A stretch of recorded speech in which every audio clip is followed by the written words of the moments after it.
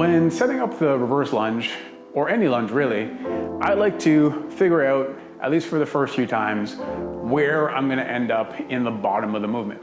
So ideally what we're looking for is this, starting in this 90-90 position here. So my weight's split between both feet, pretty much equally. And I have each foot beside each respective hip.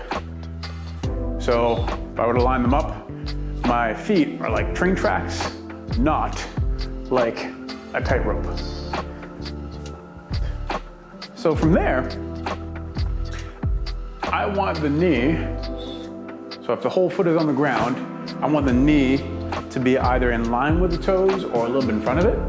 And then I'm gonna try to lean forward slightly to match my body angle. Still keeping a proud chest, but I'm gonna lean into it slightly, which puts more pressure in this front leg, and that's where I'm gonna be at the bottom of this lunge. So from there, I can just stand up, and I'm gonna look for that position in the bottom. So I'll grab my bells, and then keeping my weight on that front foot, I'm gonna step back, drop that back knee, and push back up to the top. I can either do these on one side only and just repeat, or I can alternate. So one side, then the other. That's a choose your adventure. Some things that oftentimes go wrong with the reverse lunge is when we go to step back, we have too short of a step back. So you'll notice that my hip starts to close off and the position sort of collapses, and this puts a lot of pressure on my front knee.